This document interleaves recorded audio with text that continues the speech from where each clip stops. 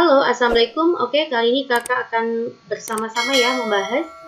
Ini ada beberapa soal kimia kelas 12 semester 1 ya.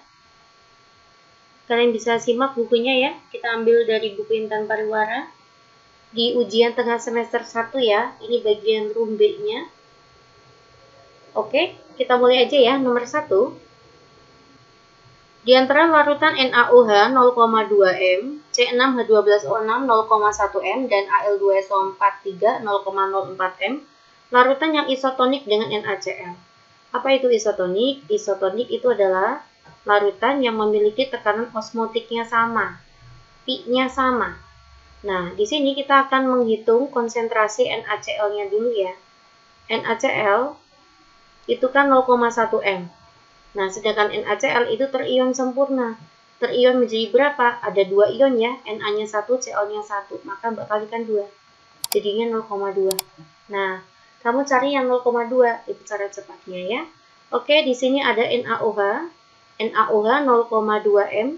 Di sini NaOH itu juga elektrolit kuat ya. NaOH terion menjadi apa? Na+ dan OH-. Terion menjadi 2 ion. Maka nanti artinya 0,2 dikalikan 2, 0,4. Tidak sama ya, kita sedang mencari yang 0,2. Oke, lanjut. Saya akan masuk ke C6H12O6.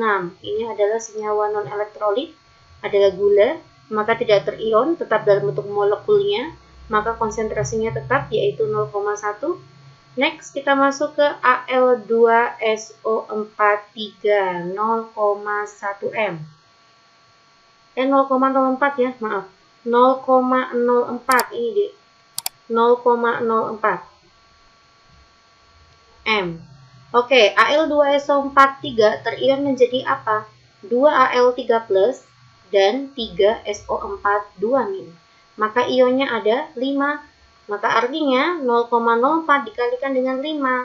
Nah, jadinya berapa deh? 0,2. Nah, memiliki konsentrasi zat terlarut yang sama ya, atau jumlah partikel zat terlarutnya sama, maka mereka isotonik. Jika kita akan tuliskan secara perhitungannya seperti ini, apakah PnACl sama dengan PAl2SO43, begitu kan ya deh? P itu rumusnya adalah MRT. Nah, karena dia elektrolit saya kalikan I, ini juga ya MRT. Karena dia elektrolit saya kalikan I, R sama T-nya boleh kita coret saja. Konsentrasinya untuk NaCl itu kan 0,1 m ya. 0,1 m, ionnya ada 2, I-nya kita masukkan 2. I di sini adalah faktor Van Hoff ya. Selama dia elektrolit kuat dan alfanya dianggap 1, maka nanti I sama dengan jumlah ion ya. Kita masuk ke Al2SO4 0,04. Nah, I-nya itu adalah 5. Ionnya ada 5. Oke, 0,2 sama dengan 0,2. Memiliki tekanan osmotik yang sama. Paham ya, Dek ya? Kita lanjut aja ke soal nomor 2.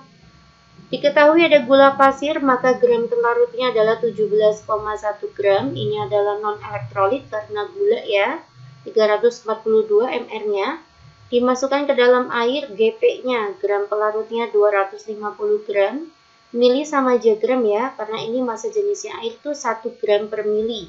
Setiap 1 gram sama aja 1 mili, begitu. Kb-nya adalah 0,5 Celcius per molal. Larutan yang terbentuk akan mendidih. Titanya TBL. Titik didih larutan ya. Untuk mencari TBL, saya akan mencari delta TB terlebih dahulu. Delta TB itu rumusnya adalah M dikalikan Kb. Karena ini adalah non-elektrolit tanpa faktor Van Hoff ya. Delta TB-nya ketemu dulu nanti di sini 17,1 dibagi dengan MR dikalikan 1000, GP-nya 250 ya, KB-nya itu 0,5. Nah, nanti kita hitung terlebih dahulu.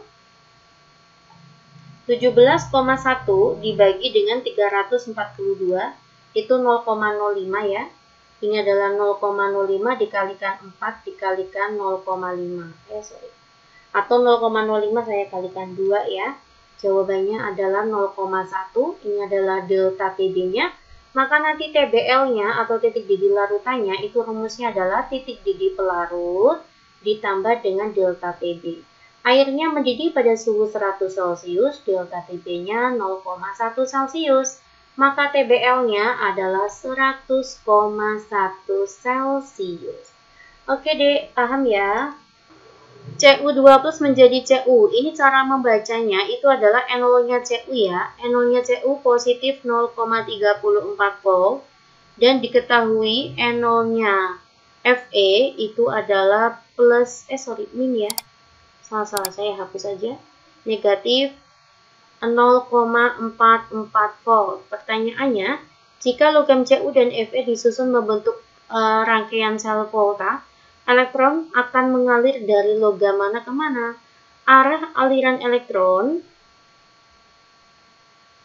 itu selalu dari anoda ke katoda. Anoda itu ciri-cirinya adalah logam yang memiliki N0 lebih kecil.